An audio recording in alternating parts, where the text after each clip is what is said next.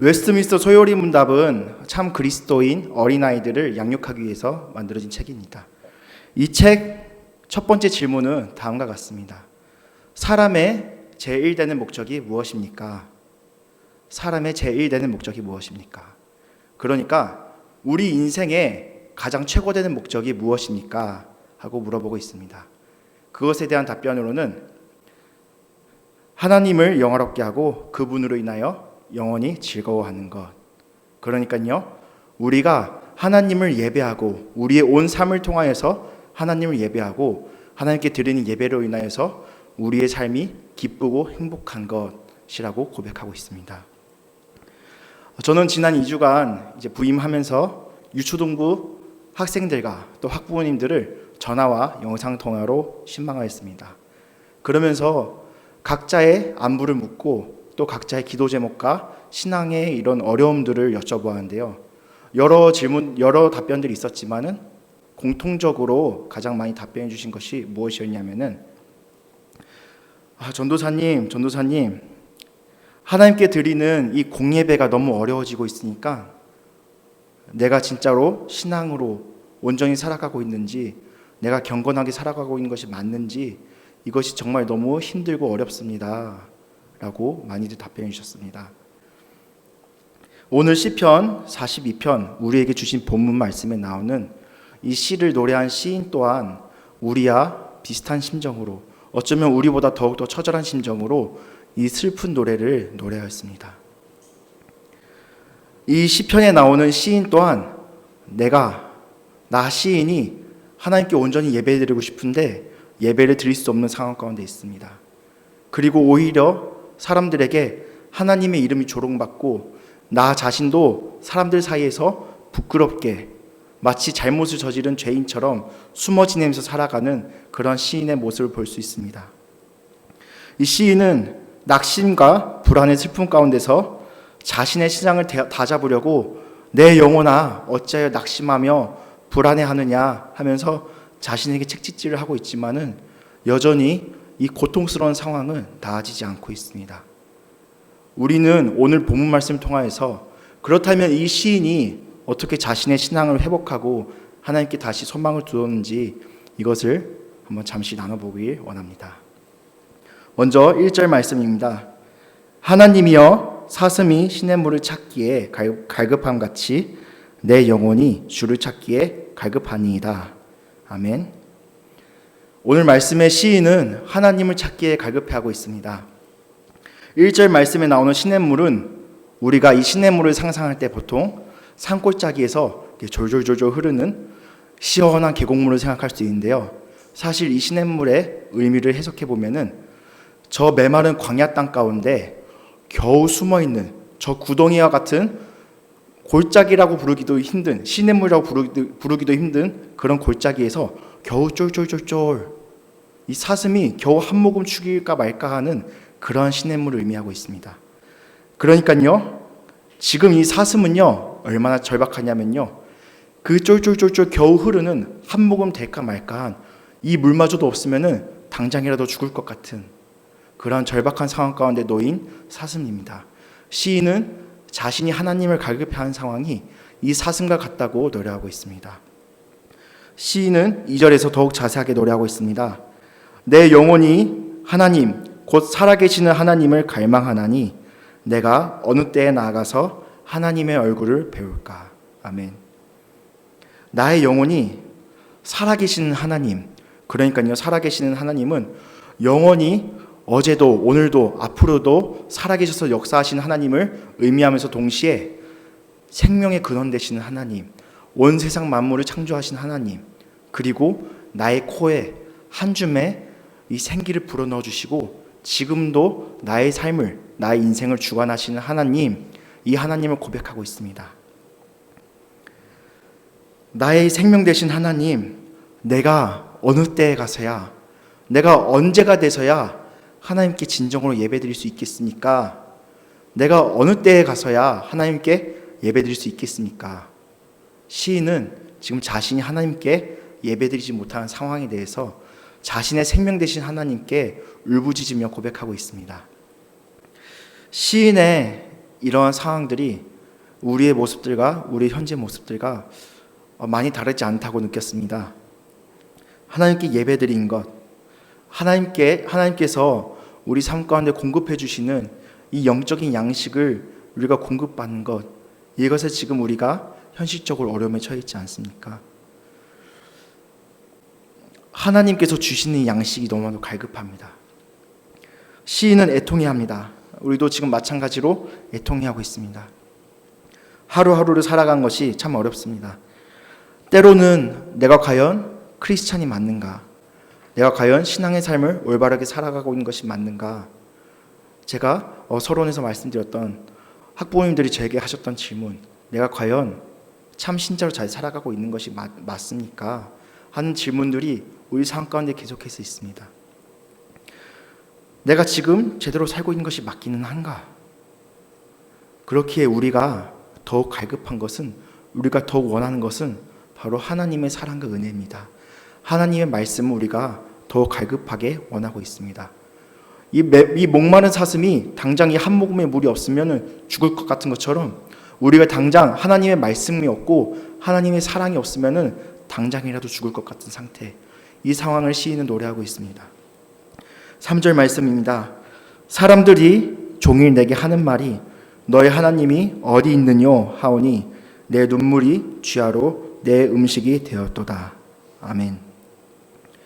시인은 지금 사람들한테 둘러싸여서 하나님의 이름이 조롱받는 상황 가운데 있습니다. 사람들이 묻습니다. 너의 하나님이 어디 있느냐? 너의 하나님이 어디 있느냐?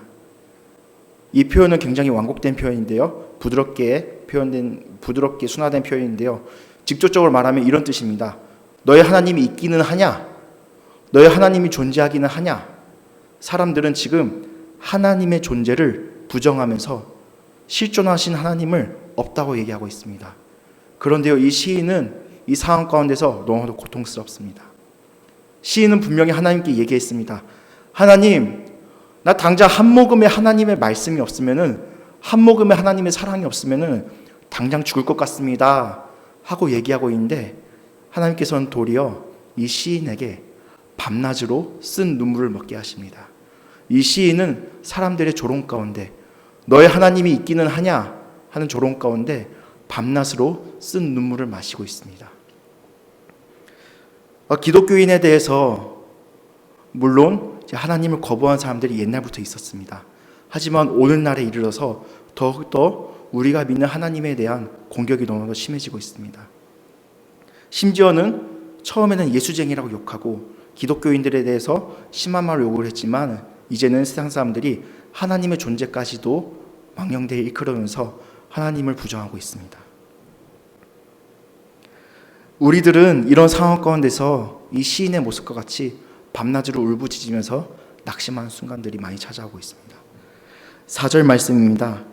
내가 전에 성의를 지키는 무리와 동행하여 기쁨과 감사의 소리를 내며 그들을 하나님의 집으로 인도하였더니 이제 이 일을 기억하고 내 마음이 상하노다. 시인은 지금 마음이 너무 아픕니다. 하나님의 이름이 조롱받고요, 내가 하나님께 예배를 드리지 못하는 상황 가운데 있습니다. 그래서 시인은 과거의 아름다웠던 순간들을 생각해 봅니다. 내가 전에 하나님께 예배를 드리는 거룩한 날에 사람들과 함께 나아가서 사람들 앞에서 하나님을 전하며 하나님께 기쁨과 감사의 예배를 드렸던 그 아름다운 순간들, 그 순간들을 생각해 봅니다. 사람들과 함께 즐겁게 그 분주한 분위기 가운데서 기쁘게 하나님을 예배하던 그때, 하지만 과거가 아름다울수록 현재의 초라한 모습이 더욱 부각되기 마련입니다. 시인은 과거의 그런 기억들, 과거의 아름다운 추억들을 회상함으로써 하나님과의 사랑을 다시 기억해 보려고 했지만은, 현실의 이 슬픈 상황은 이 시인을 더욱더 초라하게 만들고 더욱더 낙마하게 만들고 있습니다. 시인은 이 아픈 마음을 다잡으면서 다시 한번 노래합니다. 내 영혼아, 내 영혼아, 내가 어찌하여서 낙심하며 어찌하여 내 속에서 불안해하는가? 너는 하나님께 소망을 두라. 그가 나타나 도우심으로 말미암아 내가 여전히 찬송하리로다. 아멘. 시인은 자기 자신에게 말합니다. 내 영혼아, 내 영혼아, 살아계신 하나님이 계시는데 내가 어찌하여 불안해하고 낭망하느냐. 하나님께 소망을 두어라. 하나님께서 너를 도우시고 너가 과거의 그날처럼 하나님께 찬송하고 예배하는 날이 다시 돌아올 것이다. 시인은 자신의 마음을 다잡으면서 야 요한아, 너 그러지 마. 하나님께 소망을 두어라. 다잡고 있지만요, 이 시인의 상황은 아직 나아지지 않고 있습니다. 본문 어디에서도 시인의 상황이 아름답게 변하였다는 그런 부분들이 없습니다. 시인의 상황은 여전히 절망적이고요, 시인은 자신을 다잡아 보지만은 여전히 힘든 상황 가운데 놓여 있습니다. 시인은 이어서 계속 노래하고 있습니다. 6절 말씀입니다. 내 하나님이여, 내 영혼이 내 속에서 낙심이 되므로 내가 요단 땅과 헤르몬과 미살산에서 주를 기억하나이다. 아멘. 시인은 자신의 영혼에게 말을 하면서 자신에게 채찍질을 해보았지만은 여전히 상황은 나아지지 않았지요. 시인은 여전히 낙심된 마음을 가지고 요단 땅, 헤르몬, 미살산에서 하나님을 기억하고 있다고 고백합니다. 여기서 요단, 헤르몬, 미살산은 하나님께 예배드리는 그 전이 있던 예루살렘과 거리적으로 아주 멀리 떨어진 곳입니다. 그러니까요, 시인이 말하는 것은요, 지리적인 어떤 위치를 말하는 것이 아니라 나의 심리적인 거리가, 나의 하나님과의 영적인 거리가 너무도 멀리 있습니다를 얘기하고 있습니다. 하나님께 예배를 드리고 싶지만은 예배를 드리지 못하고, 하나님께 부르짖었지만은 오히려 사람들에게 조롱받고, 밤낮으로 눈물을 흘리고 있는 시인은 하나님과 너무 멀어진 이 상황 가운데서 다시 하나님께 호소하고 있습니다. 7절 말씀입니다. 주의 폭포 소리에 깊은 바다가 서로 부르며 주의 모든 파도와 물결이 나를 휩쓸었나이다. 아멘. 주의 폭포 소리, 그리고 모든 파도와 물결이 나를 휩쓸었다. 그러니까요, 이 귀를 찢을 듯한 우렁찬 폭포 소리와 그리고 저 깊이를 알 수 없는 저 시커먼 바다 물결이 나를 휩쓸고 있습니다. 그런데 그 원인이 무엇이냐면요, 바로 하나님이라고 고백하고 있습니다. 시인은요, 단 한 모금만큼의 하나님의 은혜를 구하였지만은 하나님께서는 도리어 쓴 눈물을 주시고, 이번에는 시인이 도저히 어찌할 수 없는 두려움과 공포와 이 죽음의 위기를 느끼는 이러한 상황을 시인에게 안겨주고 있다, 시인은 고백하고 있습니다. 고통을 주시는 하나님, 참 아이러니합니다. 고통을 주시는 하나님이라는 표현 자체가 어찌 보면 정말 불경스럽게 느껴지고, 이런 표현이 맞나 싶기도 합니다. 그러나 시인이 왜 하나님에 대해서 자칫 이 불경스럽게 느껴질 수도 있는 표현을 했는지 이후의 구절들 통해서 우리는 알 수 있습니다. 8절 말씀입니다. 낮에는 여호와께서 그의 인자하심을 베푸시고 밤에는 그의 찬송이 내게 있어 생명의 하나님께 기도하리로다. 아멘. 시인은요, 과거 하나님께서 자신에게 베푸셨던 그 은혜를 기억하고 있습니다. 낮에는 하나님께서 나에게 인자를 베푸셨고 밤에는 하나님께서 나에게 찬송을 명령하셨습니다. 나에게 인자를 베푸시고 나의 찬양거리가 되어주셨던, 나의 찬양의 대상이 되어주셨던 하나님. 그런데 이 고백은 지금 과거에 대한 고백, 과거에 대한 회상입니다. 나의 생명이 하나님께 기도하리로다. 시인은요, 지금 하나님과 너무 멀어져 있는 거리 가운데서 하나님께 기도하리로다 다짐하고 있습니다. 9절 말씀입니다. 내 반석이신 하나님께 말하기를 어찌하여 나를 잊으셨나이까? 내가 어찌하여 원수의 압제로 말미암아 슬프게 다니니까 하리로다. 시인이 하나님께 어떤 기도를 하려고 하냐면요, 하나님 어찌하여 저를 잊으셨습니까? 내가 어찌하여 사람들 가운데서 슬프게 다니게 하십니까? 이 슬프게 다닌다는 뜻은요, 내가 사람들 가운데서 죄인처럼 고개를 들 수 없는, 옛날의 표현을 따르자면은 소박 맞은 여인처럼 사람들 가운데서 죄인처럼 걸어가는 그런 상황을 얘기하고 있습니다. 시인은 나의 생명의 주권자 대신, 나의 피난처 대신 하나님을 반석으로 고백하고 있습니다. 반석이신 하나님께서 나를 지켜주신다면은 그 어떤 풍랑이 와도 앞전에 얘기했던 폭포 소리와 저 깊이를 알 수 없는 시커먼 파도가 나를 향해 오더라도 하나님께서, 반석이신 하나님께서 나를 지켜주시고 나와 함께 계신다면은 나는 이런 풍랑과 폭포소리, 두려움 따위는 아무것도 아닙니다. 이런 역설적인 표현을 하고 있습니다.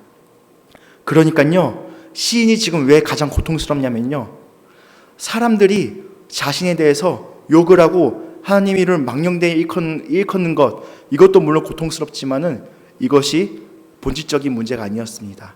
시인이 지금 너무나도 괴로운 이유는요, 하나님의 부재를 느끼고 있기 때문입니다.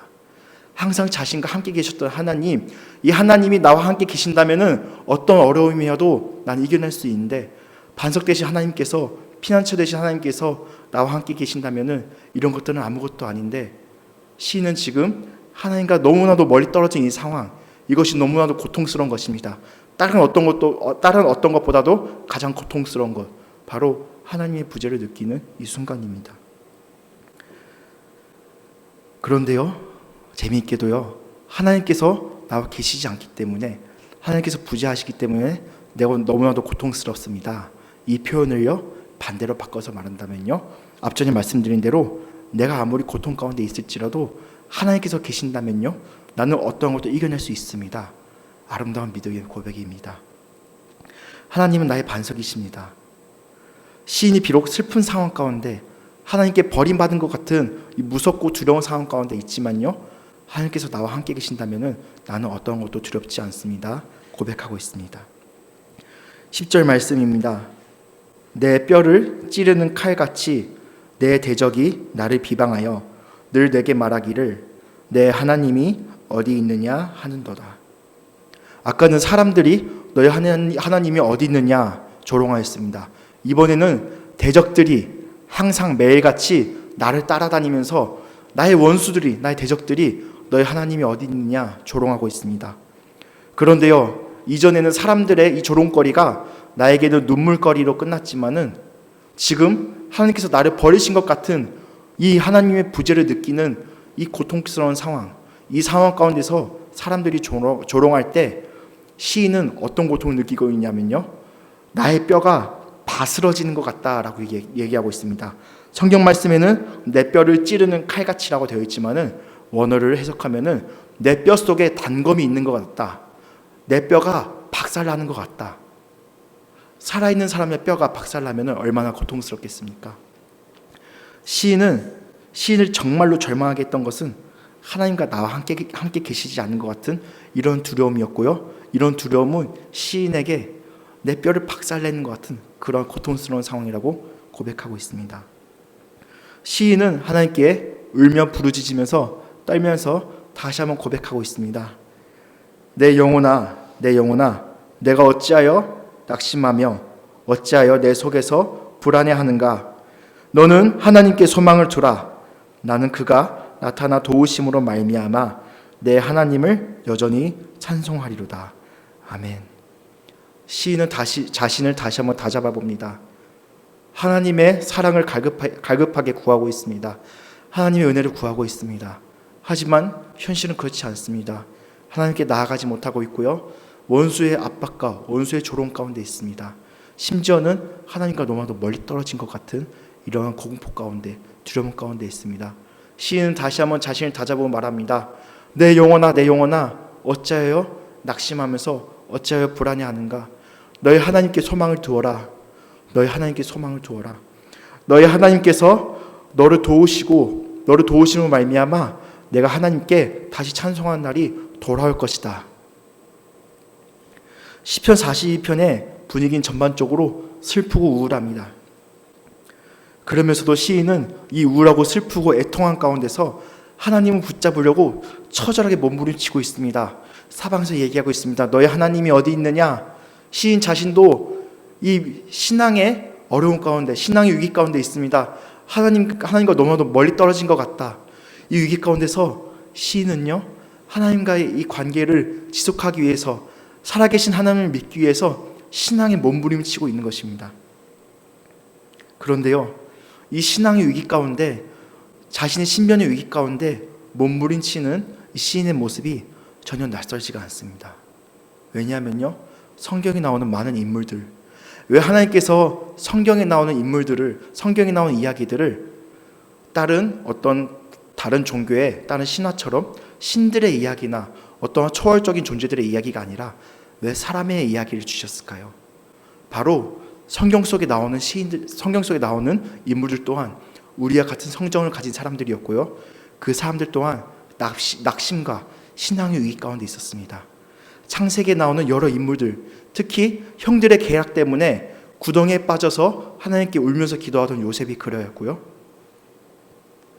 신실하던 욥, 하나님을 신실하게 믿던 욥이 갑자기 자신의 모든 재산이 사라지고 사랑하던 자신의 자녀들이 죽고 자신에게 끔찍한 질병이 찾아왔던 욥도 그러하였고요. 사무엘의 모친 한나도 이 분인나의 괴롭힘 때문에 하나님의 전에 나와서 입을 달싹달싹 거리면서 독주에 취한 여인처럼 하나님께 애통한 심정을 통하였을 때 그러했습니다. 예수님 또한 그런 모습을 보여주셨고요. 예수님의 제자들 또한 그런 삶을 살아갔습니다. 이것은 거기서 끝나지 않았습니다. 초대교회 가운데 많은 우리의 신앙의 선배들이 저 원형 경기장 안에서 사자의 밥이 되어가면서 사람들의 조롱과 야유 속에서 죽어가면서도 하나님의 이름을 붙잡으려고 고통 가운데, 어려운 상황 가운데 씨름하였습니다. 그리고 이러한 신앙의 투쟁의 계보는요, 지금 이 시대에 살아가는 우리에게도 이어지고 있습니다. 그러나 신실하신 하나님, 우리의 구원자 되시며 우리의 기도를 들어주신 하나님, 우리의 삶의 원천이 되신 하나님, 우리의 콧김을 불어넣어 주신 하나님, 우리의 삶을 지속하게 해주시는 하나님, 하나님께서는 우리를 사랑하사 끝까지 사랑하십니다. 본문의 시인 또한 이 하나님의 신실하심을 여전히 믿고 있습니다. 지금 내가 너무도 힘들고 애통한 가운데 있지만은, 뼈가 박살나는 것 같은 고통 가운데 있지만은 여전히 하나님의 신실하심을 믿고 나아가고 있습니다. 하나님이 자신을 버리신 것 같은 현실 가운데 시인은 낙심하는 것이 아닙니다. 비록 마음이 낙심되어 있고요, 괴롭습니다. 우리도 또한 그럴 수 있습니다. 하지만 시인이 다른 점 단 한 가지 있습니다. 여전히 하나님을 붙잡고 있습니다. 끝까지 하나님을 붙잡고 있습니다. 시편 43편 1절 말씀입니다. 하나님이여 나를 판단하시되 저 경건하지 아니한 나라에 대하여 내 송사를 변호하시며 간사하고 불의한 자에게서 나를 건지소서. 시인은 이제요, 과거를 회상한 것이 아닙니다. 주변에 자신을 조롱한 사람들을 돌아보는 것이 아닙니다. 시인은 이제 두 손 높이 하나님께 올립니다. 그리고 하나님께 기도합니다.